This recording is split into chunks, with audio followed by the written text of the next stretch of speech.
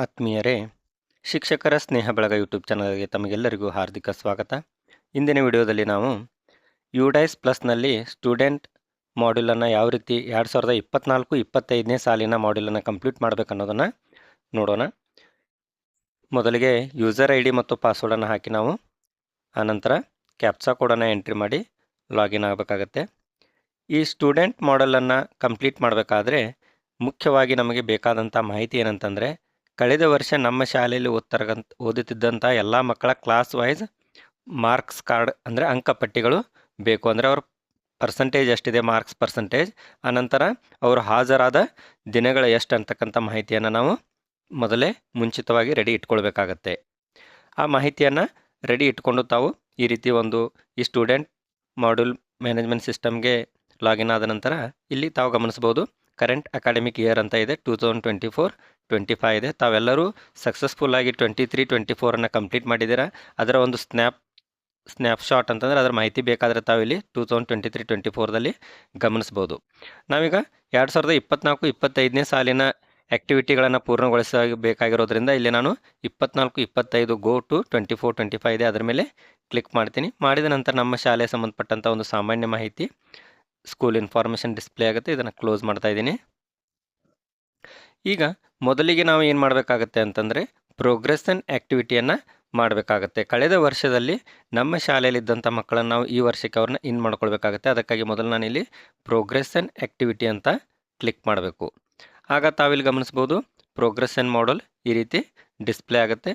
ಇಲ್ಲಿ ತಾವಿಲ್ಲಿ ನೋಡ್ಬೋದು ಪ್ರೋಗ್ರೆಷನ್ ಯೂಸರ್ಗೆ ಸಂಬಂಧಪಟ್ಟಂತೆ ಒಂದು ಮ್ಯಾನ್ಯುವಲ್ PDF ಅನ್ನು ಇಲ್ಲಿ ಅಪ್ಲೋಡ್ ಮಾಡಿದ್ದಾರೆ. ತಾವು ಅದನ್ನು ಗಮನಿಸನು ಇದರ ಕುರಿತು ವಿಶೇಷವಾದಂಥ ಮಾಹಿತಿಯನ್ನು ತಿಳ್ಕೊಳ್ಬೋದು. ಅದಾದ ನಂತರ ವ್ಯೂ ಸಮ್ರಿ ಇದೆ, ಪ್ರೋಗ್ರೆಷನ್ ಸಮ್ರಿ ಸೆಕ್ಷನ್ ವೈಸ್ ಇದು ಎಲ್ಲ ಆ ನಂತರ ಉಪಯೋಗ ಆಗುತ್ತೆ. ಮೊದಲು ನಾವು ಏನು ಮಾಡಬೇಕಾಗತ್ತೆ ಅಂದರೆ ಇಲ್ಲಿ ಪ್ರೋಗ್ರೆಷನ್ ಮಾಡೆಲ್ನಲ್ಲಿ ಗೋ ಅಂತ ಇದೆ ನೋಡಿ, ಈ ಗೋ ಮೇಲೆ ಕ್ಲಿಕ್ ಮಾಡಬೇಕು. ಆಗ ಈ ರೀತಿ ಇಲ್ಲಿ ಸೆಲೆಕ್ಟ್ ಕ್ಲಾಸ್ ಅಂತಂದರೆ ತಾವು ಯಾವ ತರಗತಿಗೆ ಮಾಡಲಿಕ್ಕೆ ಬಯಸ್ತಾ ಇದ್ದೀರಾ. ನಾನು ಮೊದಲಿಗೆ 2ನೇ ತರಗತಿಯ ಮಕ್ಕಳದ ಮಾಡ್ತಾ ಇದ್ದೀನಿ. ಆನಂತರ ಸೆಲೆಕ್ಟ್ ಅಂತ ಇದೆ, 1ನೇ ತರಗತಿ ಮಕ್ಕಳದ್ದು ನಾನು ಕಂಪ್ಲೀಟ್ ಮಾಡಿದ್ದು. ಈಗ 2ನೇ ತರಗತಿ ಮಕ್ಕಳದ್ದು ಮಾಡ್ತಾ ಇದ್ದೀನಿ. ಇಲ್ಲಿ ಕ್ಲಾಸ್ ಮತ್ತು ಸೆಕ್ಷನನ್ನು ಸೆಲೆಕ್ಟ್ ಮಾಡಿ ಇಲ್ಲಿ ಗೋ ಅಂತ ಇದೆ, ಈ ಗೋ ಮೇಲೆ ಕ್ಲಿಕ್ ಮಾಡಬೇಕು. ಆಗ ಏನಾಗುತ್ತೆ ಅಂದರೆ ಆ ಒಂದು ತರಗತಿಯಲ್ಲಿರ್ತಕ್ಕಂತಹ ಎಲ್ಲ ಮಕ್ಕಳ ಹೆಸರುಗಳಲ್ಲಿ ಕೆಳಗಡೆ ಡಿಸ್ಪ್ಲೇ ಆಗ್ತಾವೆ. ಇಲ್ಲಿ ಐಟಮ್ಸ್ ಪರ್ ಪೇಜ್ ಅಂತ ಇದೆ. ತಮ್ಮ ಶಾಲೆಯಲ್ಲಿ ಹೆಚ್ಚು ಮಕ್ಕಳಿದ್ರೆ ತಾವು ಇದನ್ನು ಹೆಚ್ಚನ್ನು ಸಹ ಇಲ್ಲಿ ಸೆಲೆಕ್ಟ್ ಮಾಡ್ಕೊಳ್ಬೋದು. ಒಂದು 100 ಮಕ್ಕಳವರೆಗೂ ಇಲ್ಲಿ ಮಾಹಿತಿ ಡಿಸ್ಪ್ಲೇ ಆಗುತ್ತೆ. ಇಲ್ಲಿ ತಾವು ಏನು ಗಮನಿಸಬೇಕಾಗತ್ತೆ ಅಂತಂದರೆ ಇಲ್ಲಿ ಮೊದಲಿಗೆ ತಾವು ಗಮನಿಸ್ಬೋದು ಸ್ಟೂಡೆಂಟ್ ಬೇಸಿಕ್ ಡಿಟೇಲ್ ಅಂತ ಇದೆ. ಇದರಲ್ಲಿ ಸ್ಟೂಡೆಂಟ್ ನೇಮ್ ಇರುತ್ತೆ, ಡೇಟ್ ಆಫ್ ಬರ್ತ್ ಇರುತ್ತೆ, ಅವರ ಒಂದು ಪೆನ್ ನಂಬರ್ ಇರುತ್ತೆ, ಫಾದರ್ ನೇಮ್, ಮದರ್ ನೇಮ್ ಇರುತ್ತೆ. ತಾವು ಮಾಹಿತಿಗಾಗಿ ಪೆನ್ ನಂಬರನ್ನು ನೋಟ್ ಮಾಡ್ಕೊಳ್ಬಹುದು. ತಮ್ಮ ಶಾಲೆಯಿಂದ ಬೇರೆ ಶಾಲೆಗೆ ವರ್ಗಾವಣೆ ಆದಂಥ ಮಕ್ಕಳ ಪೆನ್ ನಂಬರನ್ನು ತಾವು ಕಡ್ಡಾಯವಾಗಿ ಬರೆದಿಟ್ಕೊಳ್ಬೇಕು, ಅದು ಮುಂದೆ ತಮಗೆ ಯೂಸ್ ಆಗುತ್ತೆ. ಅದಾದ ನಂತರ ಇಲ್ಲಿ ಪ್ರೋಗ್ರೆಷನ್ ಸ್ಟೇಟಸ್ ಕಾಲಮ್ನಲ್ಲಿ ನಾವು ಮಾಹಿತಿಯನ್ನು ಈಗ ಅಪ್ಡೇಟ್ ಮಾಡಬೇಕಾಗಿದೆ. ಆ ಒಂದು ವಿದ್ಯಾರ್ಥಿಯ ಸಂಬಂಧಪಟ್ಟಂತೆ ಇಲ್ಲಿ ಪ್ರೋಗ್ರೆಷನ್ ಸ್ಟೇಟಸ್ ಅಂತಕ್ಕಂಥ ಫಸ್ಟ್ ಕಾಲಮ್ ಇದೆ.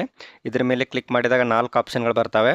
ಅದರಲ್ಲಿ ಮೊದಲನೇ ಆಪ್ಷನನ್ನು ನಾವು ಸೆಲೆಕ್ಟ್ ಮಾಡ್ಕೊಳ್ತೀವಿ. ಯಾಕಂದರೆ ಪ್ರಮೋಟೆಡ್ ಪಾಸ್ಡ್ ವಿತ್ ಎಕ್ಸಾಮಿನೇಷನ್, ನಾವು ಮಕ್ಕಳಿಗೆ ಎಕ್ಸಾಮ್ ತೊಗೊಂಡು ಪಾಸ್ ಮಾಡಿರ್ತೀವಿ, ಅದಕ್ಕಾಗಿ ಇಲ್ಲಿ promoted and passed with examination ಅಂತ ಸೆಲೆಕ್ಟ್ ಮಾಡ್ತೀನಿ. 2ನೇ ಕಾಲಮ್ನಲ್ಲಿ ಪರ್ಸಂಟೇಜ್, ಆ ಮಗುವಿನ ಪರ್ಸಂಟೇಜನ್ನು ಇಲ್ಲಿ ತಾವು ಎಂಟ್ರಿ ಮಾಡಬೇಕು. ಈ ರೀತಿ ಪರ್ಸಂಟೇಜನ್ನು ಎಂಟ್ರಿ ಮಾಡಬೇಕು. ಆನಂತರ number of days school attended, ಆ ಮಗು ಎಷ್ಟು ದಿನ ಶಾಲೆಗೆ ಬಂದಿತ್ತು ಆ ಒಂದು ಹಾಜರಿ ದಿನಗಳನ್ನು ಇಲ್ಲಿ ಎಂಟ್ರಿ ಮಾಡಬೇಕು. ಅದಾದ ನಂತರ ಸ್ಕೂಲಿಂಗ್ ಸ್ಟೇಟಸ್, ಇದು ಭಾಳ ಇಂಪಾರ್ಟೆಂಟ್ ಆಗುತ್ತೆ ನೋಡಿ. ಸ್ಟಡಿಂಗ್ ಇನ್ ಸೇಮ್ ಸ್ಕೂಲ್ ಅಂದರೆ ಈ ವರ್ಷ 2024-25ರಲ್ಲಿ ಆ ಮಗು ನಮ್ಮ ಶಾಲೆಯಲ್ಲೇ ಇದೆ, ಸೇಮ್ ಸ್ಕೂಲ್ ಅಂತ ಸೆಲೆಕ್ಟ್ ಮಾಡಬೇಕು. ಒಂದು ವೇಳೆ ಈ ವರ್ಷ ಮಗು ಅದು TC ತೊಗೊಂಡು ಬೇರೆ ಶಾಲೆಗೆ ಹೋಗಿದ್ದರೆ ಅಲ್ಲಿ ನಾವು ಏನು ಮಾಡಬೇಕು, left school with TC or without TC ಅಂತಕ್ಕಂಥ ಈ ಕಾಲಮ್ ಮೇಲೆ ಸೆಲೆಕ್ಟ್ ಮಾಡ್ಕೊಳ್ಬೇಕಾಗತ್ತೆ. ಈ ಮಗು ನಮ್ಮ ಶಾಲೆಯಲ್ಲಿ ಕಲಿತಾ ಇರೋದ್ರಿಂದ ನಾನು ಇದನ್ನು ಸ್ಟಡಿಂಗ್ ಇನ್ ಸೇಮ್ ಕ್ಲಾಸ್ ಅಂತ ಸೆಲೆಕ್ಟ್ ಮಾಡ್ತಾ ಇದ್ದೀನಿ. ಈ ರೀತಿ ಪ್ರತಿಯೊಂದು ಮಗುಗೂ ನಾವು ಅಪ್ಡೇಟ್ ಮಾಡಬೇಕು. ಅದಾದ ನಂತರ ನೆಕ್ಸ್ಟ್ ಕಾಲಮ್ನಲ್ಲಿ ಎಲಿಜಿಬಲ್ ಪ್ರಮೋಟೆಡ್ ಕ್ಲಾಸ್ ಸೆಕ್ಷನ್ ಅಂತ ಇರುತ್ತೆ. ಇಲ್ಲಿ 2nd ಕ್ಲಾಸ್ ಮಗು ಈಗ 3rd ಕ್ಲಾಸ್ ಅಡ್ಮಿಷನ್ ಆಗಿರುತ್ತೆ. ಅದಾದ ನಂತರ ಇಲ್ಲಿ ಸೆಲೆಕ್ಟ್ ಅಂತ ಕ್ಲಿಕ್ ಮಾಡಿ ಸೆಕ್ಷನನ್ನು ಚೂಸ್ ಮಾಡಬೇಕು. ಈಗ ಸ್ಟೇಟಸ್ ಪೆಂಡಿಂಗ್ ಅಂತ ಇದೆ, ನಾವು ಇದುವರೆಗೆ ಇದನ್ನು ಅಪ್ಡೇಟ್ ಮಾಡಿಲ್ಲ. ಇಲ್ಲಿ ಕೊನೆಯ ಕಾಲಮ್ ಅಪ್ಡೇಟ್ ಅಂತ ಬರುತ್ತೆ. ಆ ಅಪ್ಡೇಟ್ ಮೇಲೆ ಕ್ಲಿಕ್ ಮಾಡಿದಾಗ ಇಲ್ಲಿ ಸ್ಟೇಟಸ್ನಲ್ಲಿ ಡನ್ ಅಂತ ಡಿಸ್ಪ್ಲೇ ಆಗುತ್ತೆ.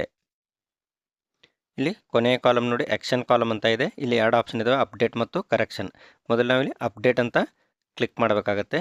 ಅಪ್ಡೇಟ್ ಅಂತ ಕ್ಲಿಕ್ ಮಾಡಿದಾಗ ಈ ರೀತಿ ಸ್ಟೂಡೆಂಟ್ ಡಿಟೇಲ್ ಅಪ್ಡೇಟೆಡ್ ಸಕ್ಸಸ್ಫುಲಿ ಅಂತ ತೋರಿಸುತ್ತೆ. ಓಕೆ ಅಂತ ಕ್ಲಿಕ್ ಮಾಡಿ. ಆಗ ಈ ಅಪ್ಡೇಟ್ ಮಾಡಿದ ಮಗುವಿನ ಹೆಸರು ಪೂರ್ತಿ ಕೆಳಗಡೆ ಬಂದಿರುತ್ತೆ. ಇಲ್ಲಿ ತಾವು ಗಮನಿಸ್ಬೋದು ಕೆಳಗಡೆ ಇಲ್ಲಿ ಸ್ಟೇಟಸ್ದಲ್ಲಿ ಡನ್ ಆಗಿದೆ. ಆನಂತರ ಅಪ್ಡೇಟ್ ಮಾಡಿದಂತಹ ಸಮಯ ಸಹ ಇಲ್ಲಿ ಡಿಸ್ಪ್ಲೇ ಆಗುತ್ತೆ, ದಿನಾಂಕ ಮತ್ತು ಸಮಯ.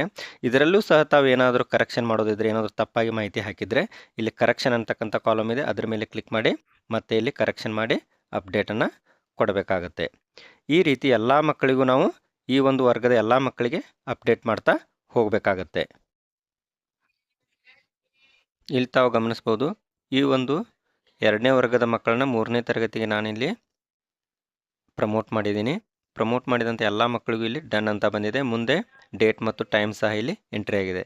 ಈ ಒಂದು ವರ್ಗದ ಎಲ್ಲ ಮಕ್ಕಳ ಮಾಹಿತಿ ಕಂಪ್ಲೀಟ್ ಆದ ನಂತರ ತಾವು ಇಲ್ಲಿ ಫೈನಲೈಸ್ ಅಂತ ಇದೆ, ಅದರ ಮೇಲೆ ಕ್ಲಿಕ್ ಮಾಡಬೇಕು. ಆಗ ಇಲ್ಲಿ ಆ ವರ್ಗದ ಒಂದು ಸ್ಟ್ಯಾಟಿಸ್ಟಿಕ್ಸ್ ಅಂಕಿ ಸಂಖ್ಯೆಯನ್ನು ಡಿಸ್ಪ್ಲೇ ಮಾಡ್ತಾರೆ. ವರ್ಗದಲ್ಲಿರ್ತಕ್ಕಂಥ 2ನೇ ತರಗತಿ ಇರತಕ್ಕಂಥ ಎಲ್ಲ ಮಕ್ಕಳ ಸಂಖ್ಯೆ ತೋರಿಸ್ತಾರೆ. Promoted or passed with examination 6 ಜನ ಆಗಿದ್ದಾರೆ ಅಂತಕ್ಕಂಥ ಸಂಖ್ಯೆಯನ್ನು ಡಿಸ್ಪ್ಲೇ ಮಾಡ್ತಾರೆ. ಈ ಎಲ್ಲ ಮಾಹಿತಿ ಸರಿಯಾಗಿದ್ದರೆ ತಾವಿಲ್ಲಿ ಕನ್ಫರ್ಮ್ ಅಂತ ಇದೆ, ಕನ್ಫರ್ಮ್ ಮೇಲೆ ಕ್ಲಿಕ್ ಮಾಡಬೇಕಾಗತ್ತೆ.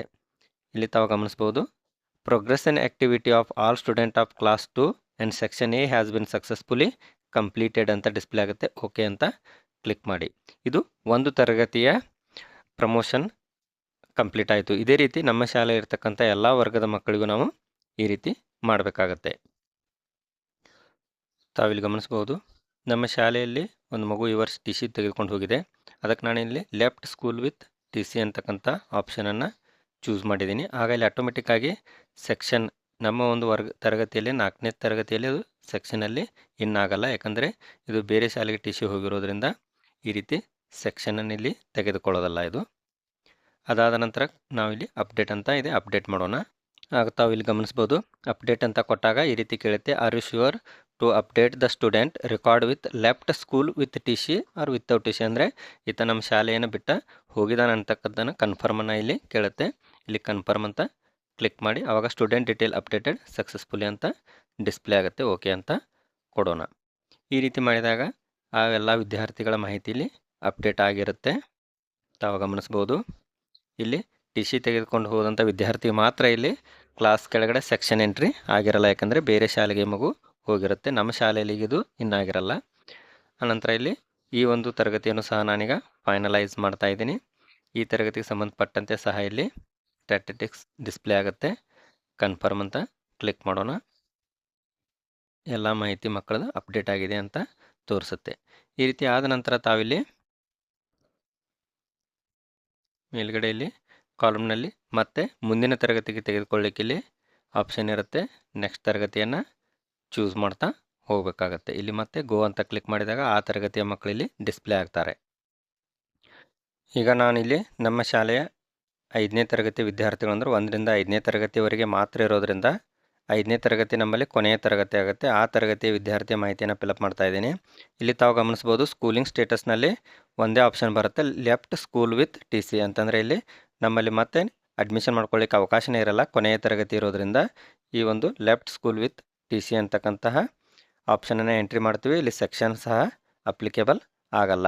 ಕೊನೆಯದಾಗಿ ಅಪ್ಡೇಟ್ ಅಂತಕ್ಕಂಥ ಕಾಲಮ್ ಮೇಲೆ ಕ್ಲಿಕ್ ಮಾಡೋಣ. ನಂತರ ಮತ್ತೆ ಇಲ್ಲಿ are sure to update the student record with left school with T C ಅಂತ ತೋರಿಸುತ್ತೆ. ಕನ್ಫರ್ಮ್ ಅಂತ ಕ್ಲಿಕ್ ಮಾಡೋಣ. ಅಪ್ಡೇಟೆಡ್ ಸಕ್ಸಸ್ಫುಲಿ ಅಂತ ಡಿಸ್ಪ್ಲೇ ಆಗುತ್ತೆ. ಈ ರೀತಿ ಕೊನೆಯ ತರಗತಿಯಲ್ಲಿರ್ತಕ್ಕಂತಹ ಮಕ್ಕಳನ್ನು ನಾವು ಅಪ್ಡೇಟ್ ಮಾಡ್ತಾ ಹೋಗಬೇಕಾಗತ್ತೆ. ಆ ವರ್ಗದ ಮಾಹಿತಿಯನ್ನು ಫೈನಲೈಸ್ ಮಾಡಿದ ನಂತರವೂ ಸಹ ತಮಗಿಲ್ಲಿ ನಾವು ಗಮನಿಸುವುದು ಕರೆಕ್ಷನ್ಗೆ ಅವಕಾಶ ಇರುತ್ತೆ. ಏನಾದರೂ ತಪ್ಪುಗಳಾಗಿದ್ದಲ್ಲಿ ತಾವು ಇಲ್ಲಿ ಕರೆಕ್ಷನನ್ನು ಮಾಡ್ಕೊಳ್ಬೋದು. ಈ ರೀತಿ ಎಲ್ಲ ವರ್ಗಗಳಿಗೂ ಕಂಪ್ಲೀಟ್ ಆದ ನಂತರ ಮತ್ತೆ ಇಲ್ಲಿ ಪ್ರೋಗ್ರೆಸ್ ಇನ್ ಆ್ಯಕ್ಟಿವಿಟಿ ಮೇಲೆ ಕ್ಲಿಕ್ ಮಾಡಬೇಕು. ಹಾಗೆ ರೀತಿಯಲ್ಲಿ ಆಪ್ಷನ್ಗಳು ಬರ್ತವೆ. ಇಲ್ಲಿ ತಾವು ಗಮನಿಸ್ಬೋದು, ಮೊದಲನೇದಾಗಿ ವ್ಯೂ ಸಮ್ಮರಿ ಅಂತ ಇರುತ್ತೆ, ಅದರ ಮೇಲೆ ಕ್ಲಿಕ್ ಮಾಡಬೇಕಾಗತ್ತೆ. ಇಲ್ಲಿ ತಾವು ಗಮನಿಸ್ಬೋದು, ವ್ಯೂ ಸಮ್ಮರಿ ಮೇಲೆ ಕ್ಲಿಕ್ ಮಾಡಿದಾಗ ಈ ಒಂದು 2024-25ನೇ ಸಾಲಿನ ಅಕಾಡೆಮಿಕ್ ಇಯರ್ಗೆ ನಾವು 23-24ರಿಂದ ಏನು ಮಾಡ್ಕೊಂಡಿರ್ತೀವಿ ಆ ಒಂದು ಮಕ್ಕಳನ್ನ ಸಂಬಂಧಪಟ್ಟಂತೆ ಟೋಟಲ್ ಎನ್ರೋಲ್ಮೆಂಟ್ಸ್ ಕಳೆದ ವರ್ಷದ ಟೋಟಲ್ ಎನ್ರೋಲ್ಮೆಂಟ್ ತೋರಿಸುತ್ತೆ. ಅದರ ಕೆಳಗಡೆ ಪೆಂಡಿಂಗ್ ಅಂದರೆ ಯಾವುದರ ಮಗು ಮಾಹಿತಿಯನ್ನು ನಾವು ಬಿಟ್ಟಿದ್ರೆ ಇಲ್ಲಿ ಪೆಂಡಿಂಗ್ ಅಂತ ತೋರಿಸುತ್ತೆ. ಕಂಪ್ಲೀಟೆಡ್ 32 ಅಂದರೆ 32 ಮಕ್ಕಳದನ್ನು ನಾವು ಇಲ್ಲಿ ಪ್ರೋಗ್ರೆಸ್ ಇನ್ ಆ್ಯಕ್ಟಿವಿಟಿಯನ್ನು ಕಂಪ್ಲೀಟ್ ಮಾಡಿದ್ದೀವಿ ಅಂತಕ್ಕಂಥ ಅರ್ಥ ಆಗುತ್ತೆ. ಅನಂತರ ಪ್ರತಿ ಮಗುಗೂ ಸಹ ಇಲ್ಲಿ ಸ್ಟೇಟಸ್ ಕಾಲಮ್ನಲ್ಲಿ ಡನ್ ಅಂತ ಇರುತ್ತೆ. ಆನಂತರ ಸ್ಟೇಟಸ್ನಲ್ಲಿ ತಾವು ಗಮನಿಸ್ಬೋದು schooling status studying in same school ಅಂದರೆ ನಮ್ಮ ಶಾಲೆಯಲ್ಲಿ ಇರ್ತಕ್ಕಂಥ ಮಕ್ಕಳ ಮಾಹಿತಿಯನ್ನು ಈ ರೀತಿ ಡಿಸ್ಪ್ಲೇ ಮಾಡಿರ್ತಾರೆ. ಯಾವುದಾದ್ರೂ ಮಗು ಟಿ ಸಿ ತೆಗೆದುಕೊಂಡು ಹೋಗಿದ್ದಿತ್ತಂದರೆ ಅದರದ್ದು left school with T C ಅಂತ ಎಂಟ್ರಿ ಇರುತ್ತೆ. ತಮಗಿಲ್ಲಿ ಒಂದು ನಾನು ತೋರಿಸ್ತೀನಿ. ಈಗ ತಾವಿಲ್ಲಿ ಗಮನಿಸ್ಬೋದು left school with T C ಅಂತ ಇದೆ. ಅದಾದ ನಂತರ ಇಲ್ಲಿ ಒಂದು ಆಪ್ಷನ್ ಕೊಟ್ಟಿದ್ದಾರೆ ಅಂದರೆ ಸ್ಟೂಡೆಂಟ್ ಸ್ಕೂಲಿಂಗ್ ಡೀಟೇಲ್ಸ್ ಅಂತ ಇದೆ. ಈ ಸ್ಟೂಡೆಂಟ್ ಸ್ಕೂಲಿಂಗ್ ಡೀಟೇಲ್ಸ್ ಅಂತಂದರೆ ಈ ವರ್ಷ ಯಾವ ಒಂದು ಶಾಲೆಯಲ್ಲಿ ಆತನನ್ನು ಇನ್ ಮಾಡ್ಕೊಳ್ತಾರಲ್ಲ ಅವಾಗ ಇಲ್ಲಿದು ಡಿಸ್ಪ್ಲೇ ಆಗುತ್ತೆ. ಈಗ ಇದರ ಮೇಲೆ ಕ್ಲಿಕ್ ಮಾಡಿದರೆ ನೋ ಡಾಟಾ ಫೌಂಡ್ ಅಂತ ಡಿಸ್ಪ್ಲೇ ಆಗುತ್ತೆ. ಯಾಕಂದರೆ ಇನ್ನೂವರೆಗೂ ಬೇರೆ ಶಾಲೆಯಲ್ಲಿ ಇದು ಆಗಿಲ್ಲ. ಅವರು ಯಾವಾಗ ಈ ರೀತಿ ತಮ್ಮ ಶಾಲೆಯ ಪ್ರೋಗ್ರೆಸ್ ಆ್ಯಕ್ಟಿವಿಟಿನ ಕಂಪ್ಲೀಟ್ ಮಾಡಿಕೊಂಡು ಮತ್ತೆ ಇಂಪೋರ್ಟ್ ಸ್ಟೂಡೆಂಟ್ ಪ್ರೊಸೆಸ್ ಸ್ಟಾರ್ಟ್ ಮಾಡ್ತಾರೆ ಆವಾಗ ಅದು ಅಲ್ಲಿ ಆಗುತ್ತೆ. ಅದೇ ರೀತಿ ಕೊನೆಯ ವರ್ಷದಲ್ಲಿರ್ತಕ್ಕಂತಹ ತರಗತಿಯ ವಿದ್ಯಾರ್ಥಿಗಳಿಗೂ ಸಹ ಏನಾಗುತ್ತೆ left school with T C ಅಂತ ಡಿಸ್ಪ್ಲೇ ಆಗಿರುತ್ತೆ. ಈ ರೀತಿ ಪ್ರತಿಯೊಂದು ಮಗುವಿನ ಮಾಹಿತಿ ಸಹ ಇಲ್ಲಿ ಅಪ್ಡೇಟ್ ಆಗಿದ್ದನ್ನು ತಾವು ಗಮನಿಸಬಹುದು. ವ್ಯೂ ಸಮ್ಮರಿಗೆ ಸಂಬಂಧಪಟ್ಟಂತೆ ಆಯಿತು. ಈಗ ಇಲ್ಲಿ ಮತ್ತೆ ಬ್ಯಾಕ್ ಅಂತ ಇದೆ, ಅದರ ಮೇಲೆ ಕ್ಲಿಕ್ ಮಾಡೋಣ. ಅದಾದ ನಂತರ ನೆಕ್ಸ್ಟ್ ಆಪ್ಷನ್ ಇದೆ ನೋಡಿ, ಇಲ್ಲಿ progress and summary section wise ಅಂತ ಇದೆ, ಅದರ ಮೇಲೆ ಕ್ಲಿಕ್ ಮಾಡಬೇಕಾಗತ್ತೆ. ಆಗ ತಮ್ಮ ಒಂದು ಪ್ರತಿ ವರ್ಗದ ಸಂಬಂಧಪಟ್ಟಂತೆ ಕ್ಲಾಸ್ ಇರುತ್ತೆ, ಸೆಕ್ಷನ್ ಇರುತ್ತೆ, ಪ್ರೋಗ್ರೆಸ್ ಆ್ಯಂಡ್ ಸ್ಟೇಟಸ್ ಇಲ್ಲಿ ಫೈನಲೈಸ್ ಮಾಡಿದ್ದೀನಿ. ಅದಾದ ನಂತರ ಪ್ರೋಗ್ರೆಸ್ ಆ್ಯಂಡ್ ಲಾಕ್ ಟೈಮ್ ಅಂದರೆ ಯಾವಾಗ ನಾವು ಕಂಪ್ಲೀಟ್ ಮಾಡಿದ್ವಿ ಟೈಮ್ ಸಹ ಡೇಟ್ ಡಿಸ್ಪ್ಲೇ ಆಗುತ್ತೆ. ಆನಂತರ ಇಲ್ಲಿ ಮತ್ತೆ ವ್ಯೂ ಮತ್ತು ಅಪ್ಡೇಟ್ ಇದೆ. ತಾವು ಏನಾದರೂ ಕರೆಕ್ಷನ್ ಮಾಡುವಾಗಿದ್ದರೆ ಇನ್ನೂ ಸಹ ಇಲ್ಲಿ ತಾವೇನು ಮಾಡ್ಬೋದು ವ್ಯೂ ಮತ್ತು ಅಪ್ಡೇಟ್ ಮೇಲೆ ಕ್ಲಿಕ್ ಮಾಡಿ ಆ ಮಾಹಿತಿಯನ್ನು ಮತ್ತೆ ಇಲ್ಲಿ ತಾವು ವ್ಯೂ ಮಾಡ್ಬೋದು, ಅಂದರೆ ನೋಡ್ಬೋದು. ನೋಡಿದ ನಂತರ ಅಲ್ಲಿ ಮತ್ತೆ ಏನಾದರೂ ಅಪ್ಡೇಟ್ ಮಾಡಲಿಕ್ಕೆ ಅವಕಾಶ ಇದೆ ಅಂತ ಡಿಸ್ಪ್ಲೇ ಆಗುತ್ತೆ. ಈಗ ತಾವು ಇಲ್ಲಿ ಗಮನಿಸ್ಬೋದು ನಾನು ವ್ಯೂ ಮೇಲೆ ಕ್ಲಿಕ್ ಮಾಡಿದೆ, ಆಗ ಮತ್ತೆ ಇಲ್ಲಿ ಮಕ್ಕಳ ಮಾಹಿತಿ ಎಲ್ಲ ಓಪನ್ ಆಗಿದೆ. ತಾವಿಲ್ಲಿ ಮತ್ತೆ ಕರೆಕ್ಷನ್ ಮಾಡಲಿಕ್ಕೆ ಅವಕಾಶ ಇರುತ್ತೆ, ಇಲ್ಲಿ ಕರೆಕ್ಷನನ್ನು ಮಾಡಬಹುದು.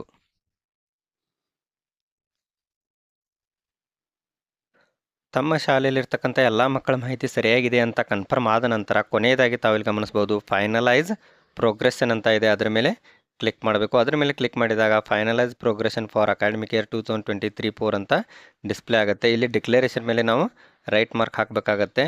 ಈ ಒಂದು ಡಾಟಾ ಈಗ ನಾನು ಫ್ರೀಸ್ ಮಾಡ್ತಾ ಇದ್ದೀನಿ, ಇದರಲ್ಲಿ ಯಾವುದೇ ರೀತಿ ತಪ್ಪುಗಳು ಇಲ್ಲ ಅಂತಕ್ಕಂತಹ ಒಂದು ಘೋಷಣೆಯೊಂದಿಗೆ ನಾವಿಲ್ಲಿ ಸಬ್ಮಿಟ್ ಅಂತ ಕ್ಲಿಕ್ ಮಾಡಬೇಕಾಗತ್ತೆ. ಹಾಗೆ ಇಲ್ಲಿ ನೋಡಿ school progression finalise for academic year 2023-24 ಅಂತ ಡಿಸ್ಪ್ಲೇ ಆಗುತ್ತೆ.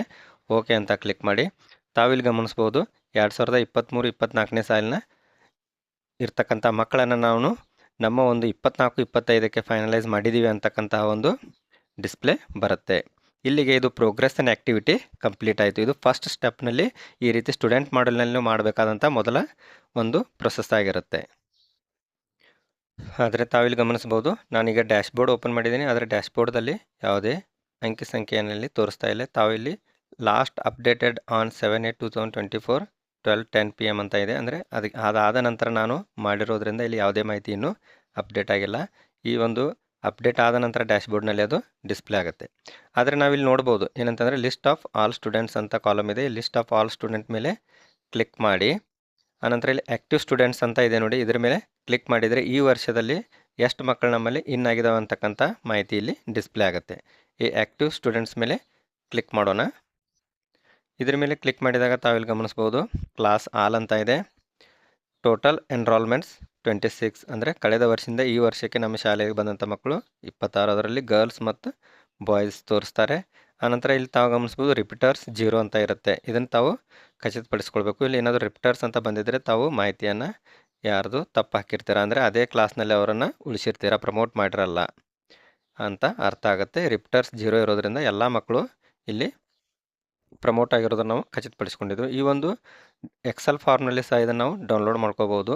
ಡೌನ್ಲೋಡ್ ಎಕ್ಸೆಲ್ ಅಂತ ಇದೆ, ಇಲ್ಲಿ ಕ್ಲಿಕ್ ಮಾಡಿ ಇದನ್ನು ನಾವು ಡೌನ್ಲೋಡ್ ಮಾಡಿ ಪ್ರಿಂಟನ್ನು ಸಹ ತೆಗೆದುಕೊಳ್ಳಲಿಕ್ಕೆ ಇಲ್ಲಿ ಅವಕಾಶ ಇರುತ್ತೆ. ಈ ರೀತಿ ಪ್ರೋಗ್ರೆಸ್ ಆ್ಯಂಡ್ ಆ್ಯಕ್ಟಿವಿಟಿ ಇಲ್ಲಿಗೆ ನಮ್ಮದು ಕಂಪ್ಲೀಟ್ ಆಗುತ್ತೆ. ಇದಾದ ನಂತರ ನೆಕ್ಸ್ಟ್ ಸ್ಟೆಪ್ನಲ್ಲಿ ಏನಾಗುತ್ತೆ ಅಂತಂದರೆ ಇಂಪೋರ್ಟ್ ಮಾಡಲ್ ಅಂತ ಇರುತ್ತೆ, ಅಂದರೆ ಬೇರೆ ಶಾಲೆಯಿಂದ TC ಬಂದ ಮಕ್ಕಳನ್ನು ಇಲ್ಲಿ ಇಂಪೋರ್ಟ್ ಮಾಡ್ಕೊಳ್ಬೇಕಾಗತ್ತೆ. ಇದನ್ನು ಮುಂದಿನ ವಿಡಿಯೋದಲ್ಲಿ ನಾವು ವಿವರವಾಗಿ ತಿಳಿದುಕೊಳ್ಳೋಣ. ಮೊದಲಿಗೆ ನಾವೆಲ್ಲರೂ ಪ್ರೋಗ್ರೆಸ್ ಆ್ಯಂಡ್ ಆ್ಯಕ್ಟಿವಿಟಿಯನ್ನು ಎಲ್ಲ ಶಾಲೆಯವರು ಕಂಪ್ಲೀಟ್ ಮಾಡಿದಾಗ ಮಾತ್ರ ಇಂಪೋರ್ಟ್ ಮಾಡಲಿಕ್ಕೆ ಉಳಿದವರಿಗೆ ಅನುಕೂಲ ಆಗುತ್ತೆ. ಯಾಕಂದರೆ ಅವರ ಶಾಲೆಯಲ್ಲಿ ಅವರು ಲೆಫ್ಟ್ ವಿತ್ TC ಅಂತ ಎಂಟ್ರಿ ಮಾಡದೆ ಹೋದಲ್ಲಿ ಆ ಮಗುವನ್ನು ನಮಗೆ ಇನ್ ಮಾಡ್ಕೊಳ್ಳಿಕ್ಕೆ ಅವಕಾಶ ಇರಲ್ಲ. ಈ ವಿಡಿಯೋ ತಮಗೆಲ್ಲರಿಗೂ ಉಪಯುಕ್ತ ಆಗಿದೆ ಅಂತ ಭಾವಿಸ್ತೀನಿ. ಎಲ್ಲರಿಗೂ ಧನ್ಯವಾದಗಳು.